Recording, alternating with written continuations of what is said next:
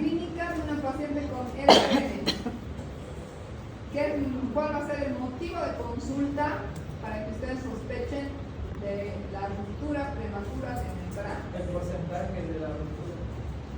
No. Es el emprendimiento. Sangrado. Orinado, dice aquí el del show, ¿está bien? Sí. Eso van a decir los así. O también, no solo que no. Bueno, algunas dicen que se han orinado, pero o se le ha roto, dice. Se le ha roto una es la fuente, ¿no ves? O la bolsa, o no sé. Pero la ruptura prematura va a tener esa característica. Si hablan de ruptura es pérdida de líquido amniótico. En este caso, igual que el DPPNI, por eso estaba acordado de prematura, ¿no? El Alan, por lo menos algo se les había acordado. Es que es bien exacto, pues. ¿Sí? Ya. En este caso, sí pueden haber rupturas en embarazos prematuros, pero el término de ruptura prematura de membranas se refiere a la ruptura antes del inicio del trabajo de parto. Igual que el DPPNI, ¿no? Prematuro se refería a antes de la salida o la expulsión del feto. En este caso, fisiopatología, o si se acuerdan del trabajo de parto, las contracciones dilatan, borran y puede haber una ruptura espontánea o una ruptura artificial de membranas, ¿no? Que le rompamos nosotros o que espontáneamente se rompa, pero en el embarazo de término, con el trabajo de parto, que es por la presión que ejercen las contracciones. En este caso pueden haber rupturas sin estar en trabajo de parto o sin tener precisamente contracciones. Entonces, la definición va a ser la solución de continuidad o la pérdida de la continuidad de las membranas corioamnióticas, que son esas dos membranitas que hemos dicho que están conteniendo al líquido amniótico, con salida del líquido amniótico antes del inicio del trabajo del parto. Pueden haber rupturas previables o prematuras extremas en el caso en el que el feto tenga menos de 24 o 28 semanas. También pueden haber rupturas prematuras de embarazos prematuros o ruptura prematura del parto pretérmino, o en el caso del pretérmino tardío, o rupturas de término, ¿no? Entonces, eso se puede presentar desde el principio hasta el final del embarazo, desde la semana 22 hasta la semana 37, 40, antes incluso de las contracciones. Mientras más temprano se presente, mayor van a ser las complicaciones o los efectos que pueda tener el feto, como es en el caso del oligodramus que ya hemos visto. Existe otro término que se conoce como periodo de latencia. Ese es el tiempo que transcurre desde la ruptura de la membrana hasta el inicio del trabajo de parto. Una paciente a la que se le ha roto la membrana y no ha ido a un hospital a obtener el tratamiento, especialmente cuando es prematuro, entre 48 a 72 horas puede empezar el trabajo de parto. Entonces es importante que la paciente acuda a un hospital una vez que se le ha roto, especialmente si su bebé es prematuro. Por eso les orientamos, ¿no? En el control prenatal, si su bebé no se mueve, pierde líquido, sangra, tiene convulsiones, dolor de cabeza, no sé, visión borrosa, tiene que acudir al hospital. Y también hay un término que es el RPM prolongado cuando la ruptura va más allá de las 24 horas. Hay embarazos, mientras más temprano se haya producido la ruptura, por decirles, no sé, 28 semanas, que las mantenemos hasta que tengan 34, 35, hay un manejo conservador, especialmente si el bebé es prematuro. Si el bebé ya es mayor de 36 semanas, al igual que por ejemplo las hemorragias de la segunda mitad, hemos visto que ya las dejamos en evolución espontánea o es mejor interrumpir a que sigan en un medio hostil. La incidencia global va a ser de 8 al 10%, es decir que entre 8 a 10 pacientes de 100 pueden tener rupturas prematuras de membrana y un 3% en embarazos pretérminos, ¿no? Entonces también es un factor de riesgo para el inicio del trabajo prematuro de parto el que haya una ruptura de membranas. Puede estar asociada muchas veces a al 10% de morbilidad o mortalidad, debido especialmente a la compresión, como hemos visto, o a la prematurez. Las pacientes que hayan tenido ruptura prematura en un embarazo anterior tienen mucho riesgo o un factor de riesgo para presentar nuevamente la ruptura en un siguiente embarazo. Entonces, por eso es importante en los antecedentes preguntarle a la paciente si tuvo ruptura de membranas, tuvo DPPI, todas las causas que hemos ido estudiando hasta el momento. Entonces, vean aquí cómo es la estructura de las membranas fetales. Tienen varias capas de tropoblasto, membrana basal, reticular, esponjosos, fibroblastos, ¿no? Y el líquido amniótico. Se ve grande, pero son obviamente milimétricas, ¿no? Entonces, cada una de las capas tiene una fuerza para mantener a las membranas íntegras y que no se rompan, para permitir contener al líquido amniótico y al mismo tiempo también será un aislante del feto del medio externo. Entonces, ¿qué pasa cuando existe una inflamación, un proceso infeccioso? Hemos dicho que van a haber liberación de factores inflamatorios, desde una infección urinaria, una infección vaginal. Han visto que las infecciones de cualquier tipo son un agente agresor para el embarazo, no solamente para el parto prematuro, sino también para la ruptura y algunas otras patologías.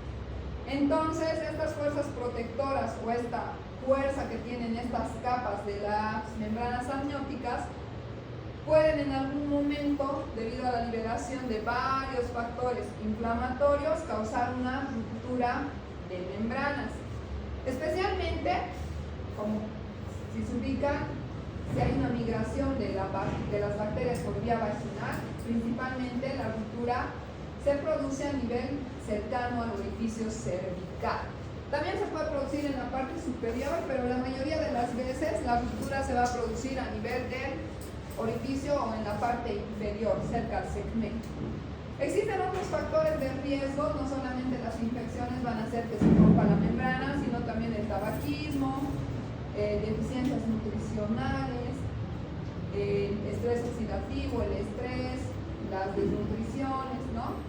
O también, si ha habido ya antecedentes de DPM, cuando hay incompetencia químico-cervical o procedimientos como las que hayamos forzado, digamos, un legrado, o aquellas pacientes que se hayan hecho abortos clandestinos en donde se ha utilizado instrumental o se ha utilizado muchas veces el misoprostol, las pacientes pueden tener incompetencia aritmico-cervical, que como ya les he explicado varias veces, es la reducción o el acortamiento o la alteración en estas capas que hemos visto de las membranas o del mismo cervix, y la membrana se puede romper más fácilmente. En las hemorragias del segundo o tercer trimestre, la sobredistensión uterina, de igual manera, se estiran tanto las membranas que llega un momento en el que ya no pueden seguir manteniendo su fuerza tensil y se pueden romper más fácilmente. Una cosita que me olvidaba, chicos, en el polidramios es que también una de las complicaciones del polidramios va a ser el prolapso de cordón. Cuando una paciente que ya está en trabajo de parto y sabemos que es polidramios, hay que tener mucho cuidado con romper la membrana, o que si la membrana se rompe espontáneamente, vaya a deslizarse el cordón. Y no había la clínica, no estaba incompleta la presentación de hace rato. En el polidramios va a haber una mayor altura uterina, no va a ser fácil realizar las maniobras de Leopold, y la auscultación también del feto va a ser un poco más complicada por el aumento del líquido amniótico, ¿no? Entonces, eso me faltaba complementar el cuadro clínico, aparte de que la paciente va a tener disnea, edema, y también puede ser causa de partos prematuros.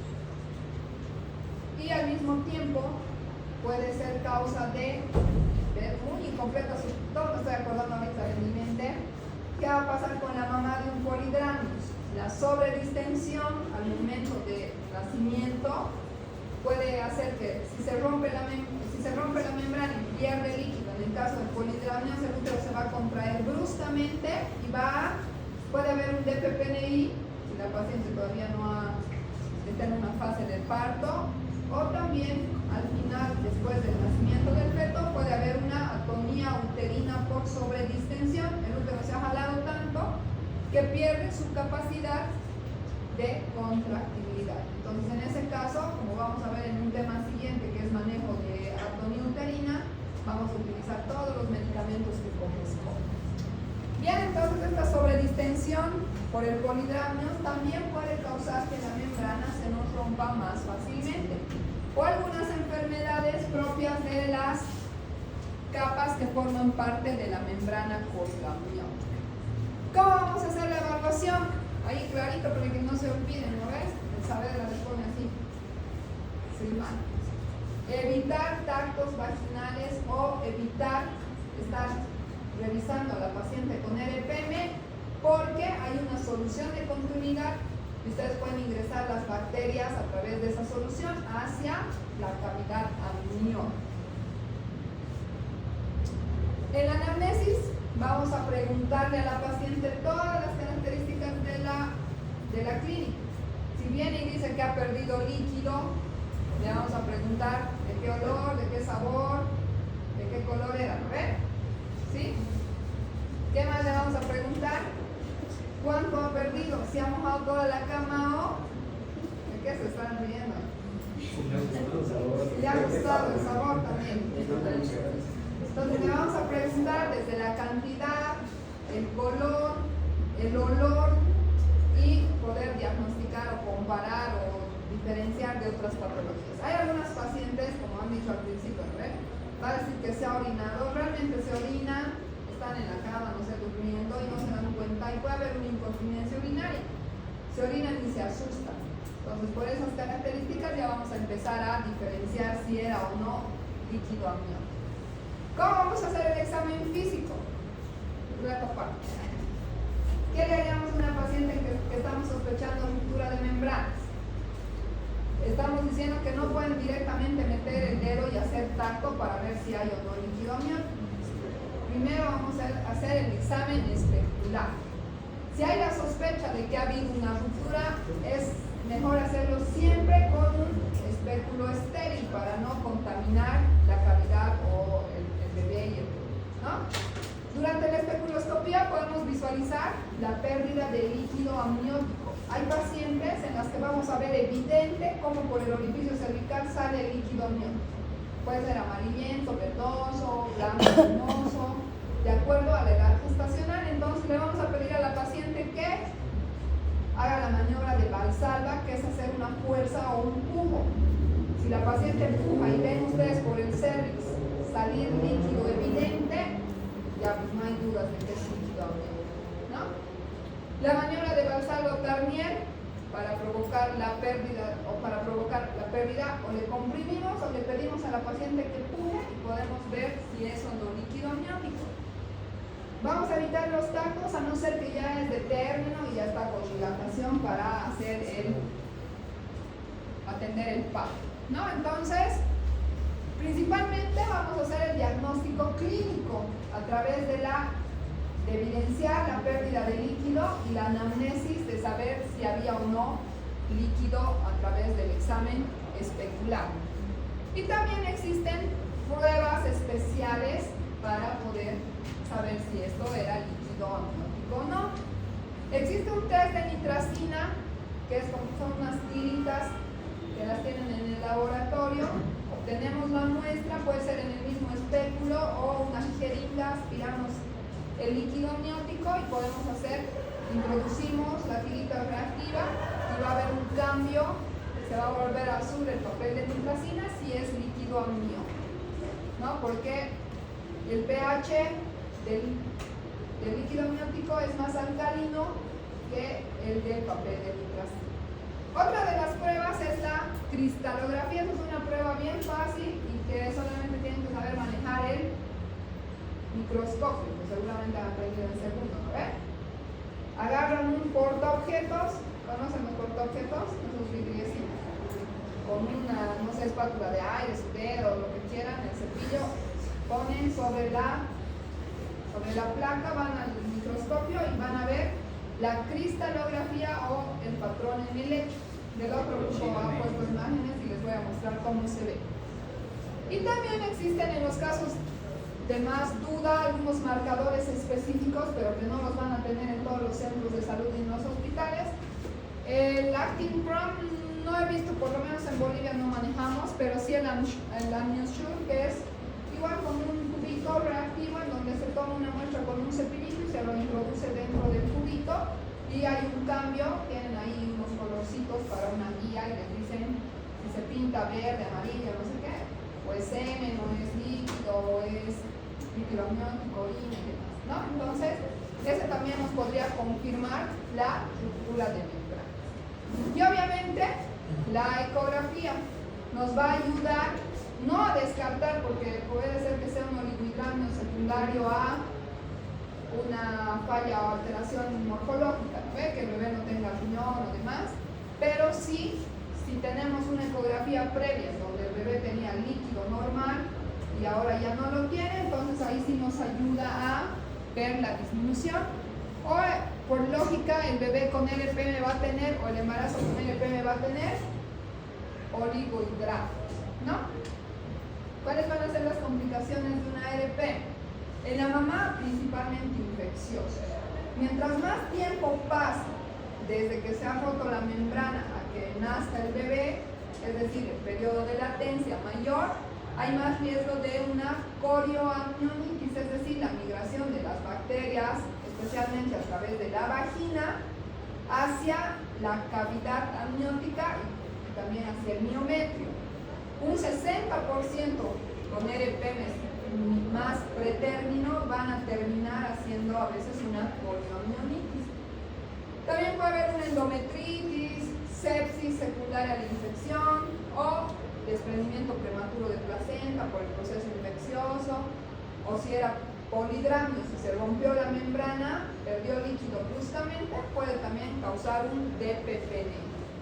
Para el feto, especialmente mientras más pequeñito sea o más prematuro, vamos a tener las complicaciones que ya hemos visto en el parto pretérmino: dificultad respiratoria, hemorragia ventricular, enterocolitis necrotizante. Ven que todas las patologías un poco que se asocian o ya se tienen que imaginar lo que le va a pasar a un bebé prematuro, ¿no? Mientras más tiempo esté también el bebé dentro de la cavidad, especialmente engordando o creciendo, si decidimos un manejo conservador, el feto va a tener más riesgo de sepsis neonatal por migración también de las bacterias. Estructurales, la hipoplasia pulmonar. El pulmón no se va a desarrollar, especialmente si era prematuro cuando se rompió las membranas. Y el prolapso del cordón o la compresión del cordón, en el caso de que fuera un polidramnios con LPM, o una compresión por el oligohidramnios secundaria a la compresión, va a haber sufrimiento fetal e incluso muerte en estos casos de LPM. Por eso es que a veces es importante monitorizar a estos bebés en los que se ha roto la membrana, porque puede haber también sufrimiento y muerte fetal. ¿Cuál va a ser la conducta de acuerdo a la edad gestacional? Como hemos dicho, mientras más temprano podríamos hacer un manejo conservador hasta lograr especialmente una maduración pulmonar. No significa que se rompe y inmediatamente se tiene que interrumpir. Si es menor de 24 semanas, hay que evaluar bien y explicarle a los papás que ese bebito va a tener un pronóstico malo porque no va a desarrollar sus pulmones, puede haber sufrimiento en cualquier momento. Entonces, por lo general, los papás deciden interrumpir el embarazo o dejarse en evolución espontánea porque es muy prematuro, ¿no? De más o menos la semana 24, pero en realidad de la semana 28 a la 34, es mejor hacer un manejo expectante, es decir, ver hasta dónde podemos llegar con la antibioticoterapia, hacer un manejo que nos ayude a que el bebito crezca, pero también se mantenga viable y sin infección.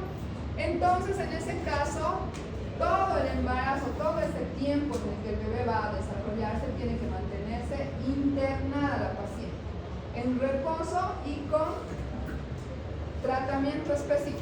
Si vamos a hacer maduración pulmonar, tenemos que utilizar antibiótico, de ser posible todo el tiempo que se mantenga internada. Podemos ir rotando o cambiando los antibióticos o de acuerdo al antibiograma. Y podemos hacer neuroprotección, es decir, ponerle sulfato de magnesio para ayudarle que al momento del nacimiento el bebito tenga más ácaro, mejor chance neurológico. Si el feto es de 34, 36.6, es decir, casi cercano ya al término, pero en los que no se hace ya corticoterapia, podríamos mantenerlo con antibiótico-terapia hasta que desarrolle un poquito o engorde un poquito más. Siempre vamos a utilizar los antibióticos. Antes de que me olvide, los antibióticos se deben iniciar mínimo o si ustedes encuentran una paciente con RPM, ya un día de RPM, inmediatamente le inician el antibiótico. Un periodo de latencia mayor a 6 horas es sinónimo de antibiótico-terapia. Si ya está con RPM de más de 6 horas y ya está con dilatación, obviamente no es necesario. Pero si ustedes ven que se va a quedar internada o que no está en trabajo de parto, siempre tienen que iniciar antibiótico-terapia porque hay que proteger al feto y a la mamá de una coriomionitis. Entonces vean que en todos los casos está indicado hacer la antibiótico-terapia profiláctica o de acuerdo al cultivo y antibiograma. La neuroprotección hay que valorar, o especialmente si es muy prematuro, sí se lo puede realizar, pero si ya es cercano al término ya no tiene mucho sentido. Entonces, ¿cómo vamos a hacer? El diagnóstico confirmado de RPM, es decir, que hayan visto el líquido amniótico, más las pruebas de confirmación que hemos aprendido ahora que existen.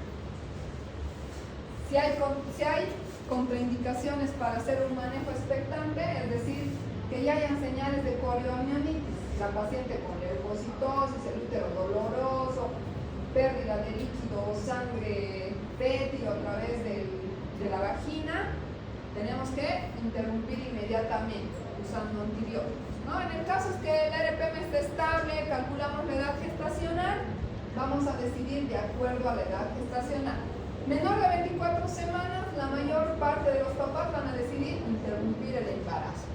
De 24 a 34 semanas es mejor tener un manejo expectante para permitirle la maduración fetal y permitir que crezca un poquito más. Mayor de 34 semanas, especialmente mayor de 36, mejor es dejarle en evolución espontánea, es decir, que pueden nacer, en este caso, por parto normal o por cesárea. ¿La RPM es una indicación absoluta o relativa de cesárea?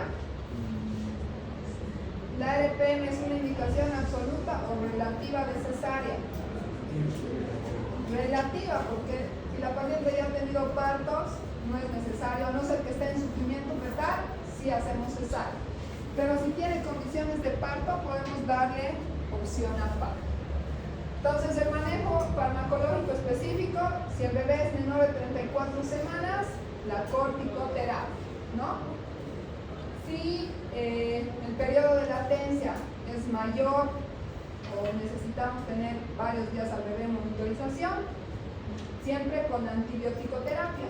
El antibiótico que van a utilizar va a depender del que tenga. Podemos utilizar desde amoxicilina, ampicilina, eritromicinas, cefalosporinas, o en el caso en el que haya ya señales de sepsis o infecciones corioamnióticas, hasta la citromicina, pero es poco utilizada, ¿no? Y la neuroprotección también, evaluando si el bebé es prematuro, menor a 32 semanas, lo podríamos utilizar. Antiguamente había unos criterios de Gibbs, pero en el caso, manejamos a las pacientes en manejo conservador, siempre y cuando la mamá no tenga señales de corioamnionitis o infección corioamniótica. Si la mamá tiene fiebre, malestar, cuando una paciente está en manejo conservador, hacemos los laboratorios entre 24 a 48 horas. Tenemos que ir repitiendo el hemograma, PCR, y también viendo la clínica, ¿no? Si hay salida de sangre, pus, dolor o sensibilidad uterina, la mamá está taquicárdica, el bebé está taquicárdico, especialmente si hay fiebre y líquido amniótico alterado, es mejor interrumpir el embarazo, ¿no? En ese caso no le vamos a dejar hasta que el bebé madure o tenga 37 semanas. En el caso en el que haya signos de coriomionitis, interrumpimos inmediatamente independientemente de la edad gestacional y asociado siempre a antibiótico terapia. Generalmente utilizamos combinados biconjugados o triconjugados, raro, pero cuando ya hay mucha señal de coriomionitis, ahí sí podemos utilizar incluso metronidazol. Dice, el antecedente de ERPM aumenta la recurrencia y estrategias para gestaciones futuras. Si ya sabemos que la paciente tuvo ERPM en su anterior embarazo, vamos a prevenir o tenemos que estar atentos a que se vuelva a romper nuevamente. Entonces vamos a hacerle mediciones ecográficas, medición de la longitud cervical, ecografías.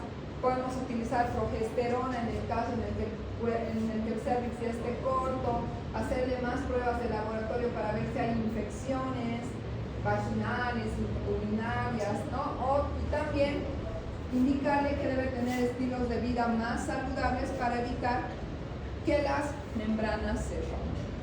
Entonces, ya terminando, el diagnóstico principalmente va a ser clínico a través de la pérdida de líquido y la observación también del líquido a través del orificio cervical. Evitamos hacer partos vaginales porque podemos aumentar el riesgo de infección, y si hay coriomionitis tenemos que interrumpir el embarazo inmediatamente. Y el manejo expectante va a ser principalmente en aquellos embarazos prematuros en donde necesitemos madurar al feto. Y les quería mostrar, no sé si abierto al final esto, ya para irnos, el examen por si acaso, chicos, es hasta acá.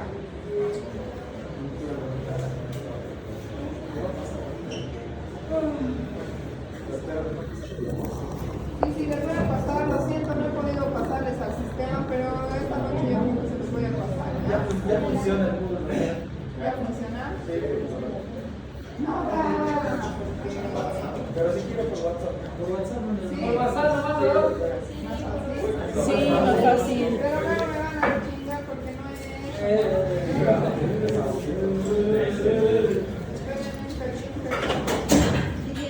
Así me dijo ella.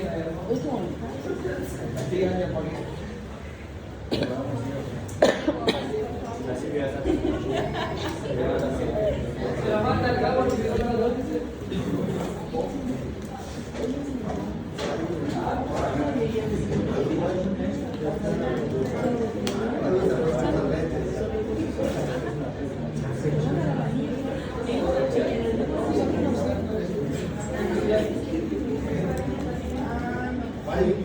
Ya no. ¿Qué cosa?